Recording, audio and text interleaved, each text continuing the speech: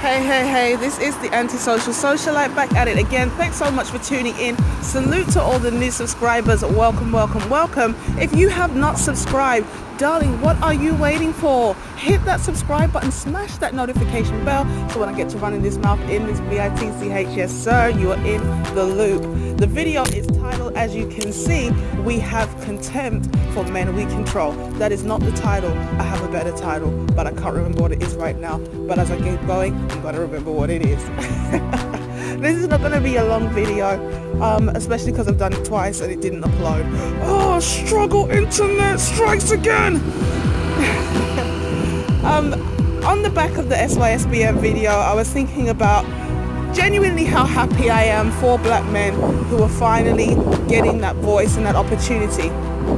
Now, you know, as a female, obviously I'm subjective, obviously I'm emotional, I'm thinking about things from my own personal perspective, and you know, I'm a working class person, so I have quote-unquote ordinary average friends. Some of the things that guys spoke about in the manosphere, I was just like, you know, I've seen it, but it can't be that bad. I mean, as the title suggests, I am antisocial.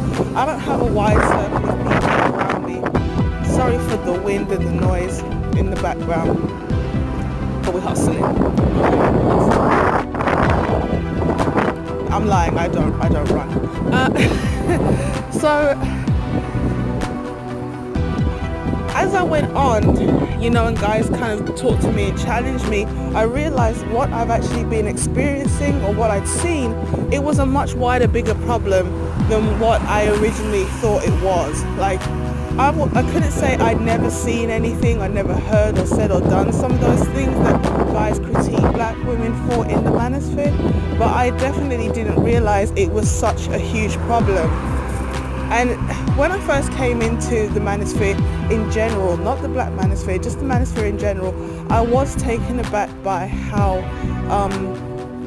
not vehement, but just how, I don't want to use the word emotional in a negative sense, but how deeply men felt about the things that they faced.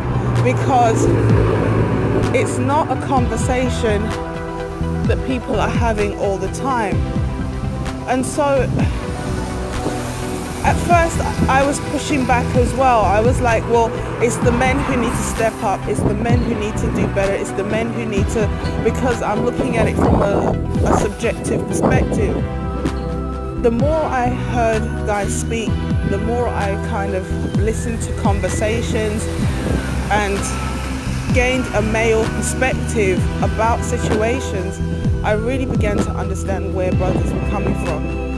I moved away from the manosphere into the black sector of YouTube, because obviously it's true, even here in the UK, there are issues that are unique compared to white people. I'm not saying that white people we have nothing in common, but there are definitely things that are unique, a black problem. And so it was nice to finally get some understanding and some insight into the issues in the black community. So reflecting on the SYSBM video, I didn't really want to do it, but it has to be done because, you know, it just makes sense. It makes sense because the only way you're going to build a community is if you have functioning men. And if women are not going to raise functioning men, then the men will have to unfortunately separate, and they'll have to start forming things on their own without women, and they either take along the women who are cooperative, or they just go somewhere else where there are cooperative women ready to go.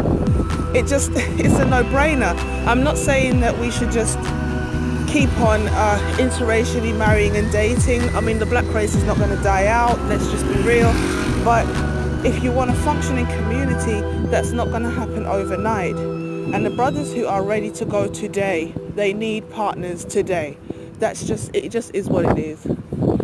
So as I was kind of thinking about all of these things, I started to reflect on some of my past relationships. One of the brothers that first proposed to me when I was still in my teens, we were both in our teens,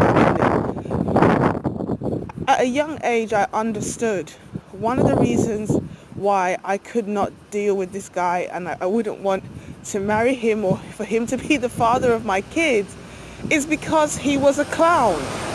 Now, you might say, oh, why are you being so stiff? Why are you being so miserable? Just lighten up and loosen up. I mean, guys on the internet are complaining about black women twerking. Well, this brother could give you a run for their money.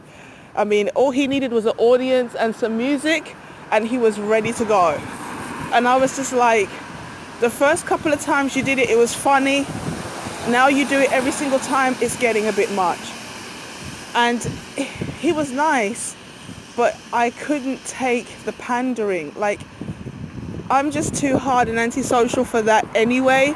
But the guitar serenade and like the twerking and the dancing, it was just like, I don't think we're going anywhere. Fast forward, some time, a while, and some years ago I was in a relationship with a brother. We had literally been seeing each other like 6 weeks. And he said to me, like, maybe we should get some matching tattoos. And, we were having lunch. And I think, like, some food fell out of my mouth. Like, I scraped the jaw and the food. And I was like, huh? Like, what? Like, I'm not really into tattoos. And, I'm not really superstitious either. But that tattoo curse business is a reality. And I kid you not, I looked at him completely different. Like, it was already going towards an issue. But that was kind of the straw that broke the camel's back, literally. Because I was like, we are not cattle. Why are we branding each other with each other's names? It just doesn't make any sense. And it's like, I lost a little bit of respect for the guy, because I'm thinking to myself, you don't even know me that well. Why on earth would you make a permanent decision based on some temporary feelings when we're just in the initial stages? This is why I made the video about overhauling the dating in the black community. When we rush too fast into so-called relationships or situationships, that's a lot of S's for a person with an overbite. Hit the like button, because I didn't bite my own tongue. It's just like, I was engaging somebody, just recently, and the person is like, oh, well, how do you turn a person around who they say they wanted this and they wanted that, and now all the years down the line they don't want to be a husband and a father anymore? I'm like, I wanted to say, did you even vet the person properly before you made them a husband and a father? Did they tell you long term they were in it for life? Or did they just get married because you were already pregnant or something? Like, let's just keep it all the way 100 out here. We do things backwards. You meet someone, you like them, you don't know them, but you have a kid with them. Then all of a sudden you start, trying to get to know the person. Either you coerce them into marriage, or you're kind of doing a back and forth thing for like 100 years. Or you're like, forget that dude, I'm going to do a Sierra and try and go find me a Russell Wilson. This is why we have the problems we have. But that's just by the way. But again, the guy is like, I don't know if he's desperate to try and keep me in the relationship, or he's trying to show me he thinks that this gesture is romantic and it's actually going to make me want him more. But in actual fact, it just repelled me harder, because you see, a lot of brothers complain about the concept of shit testing, but these are natural biological processes. These are things that women are going to do whether you like it or not, whether they are conscious of it or not. And it is necessary, because you have to work with nature, because you can't really go 110% against nature. Forget about why. It just is. The nature of the woman is the nature of the woman.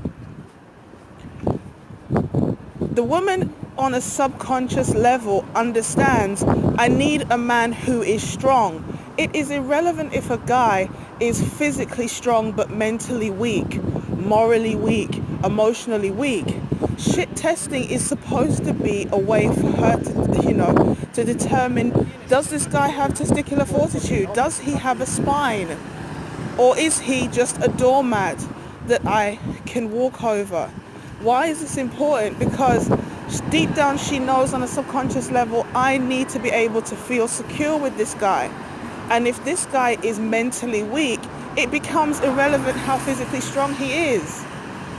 Because where the mind goes, the body will follow. You can have somebody who's physically not that strong, but if they're very strong mentally, they're able to manipulate all kinds of situations. But a person who's kind of all brawn and no brain, they are dangerous sometimes even to themselves. So shit testing is a crucial part of dating and getting to know a person, because you need to know as a woman that the guy you have has got backbone. Okay?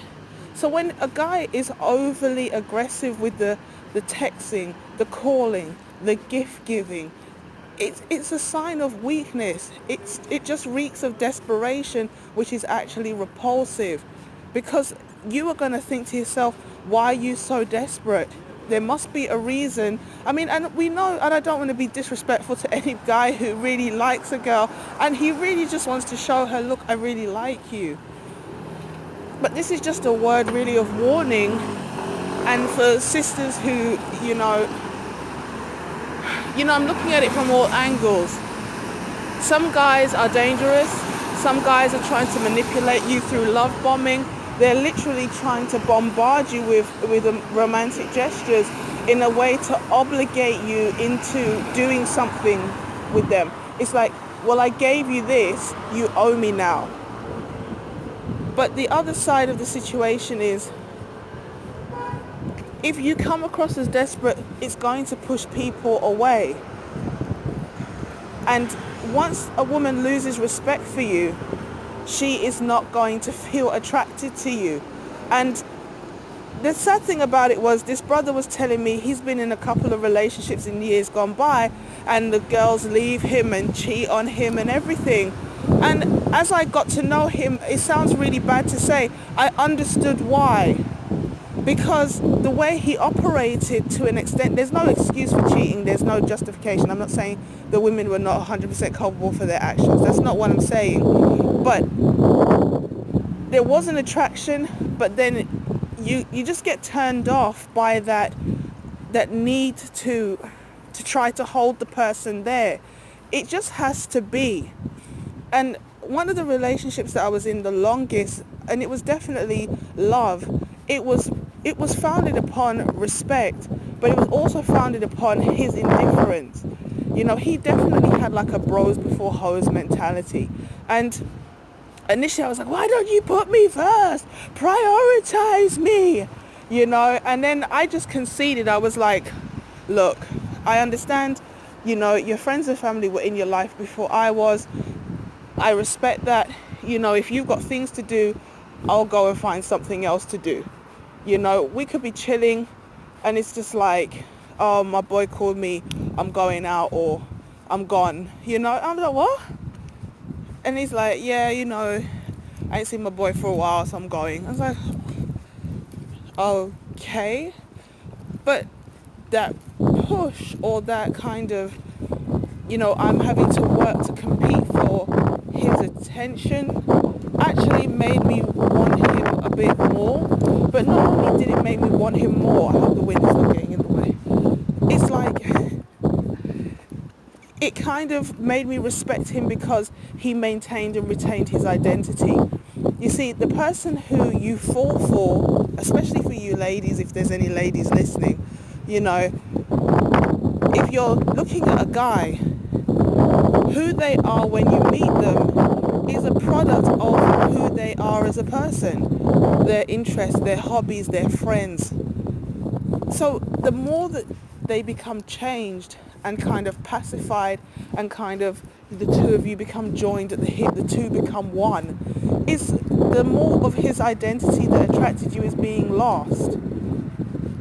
And I could respect him because he stood up to me. He said, look, I care about you, but this is my priority right now. It's not you, And I learned a lot.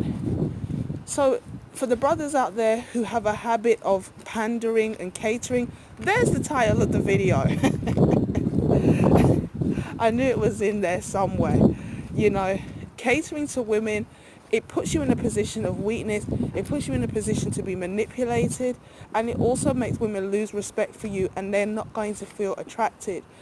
Ladies, you know, the gift giving and the serenading and the 100 texts a day, they seem nice, they start off nice, and if that's your personality and you love all that, that's your love language, do you. But proceed with caution if you have guys who are overly zealous. Let me know what you think in the comment section. Have you ever been there? Have you ever been, head over heels with a chick? She was into you on Monday and she was like, please don't ever call me again by Tuesday. Have you been the lady who's been receiving disproportionate amounts of affection and it's kind of like it creeped you out? Maybe you liked it. Let me know what you think. Have you been somebody who loved a guy and then you lost respect for him? Or how the push and pull made you feel? Like, did you like it? Did it make you want him more? Or did you just see it as a game? Like, share and subscribe, and I will catch you in the next one. Peace.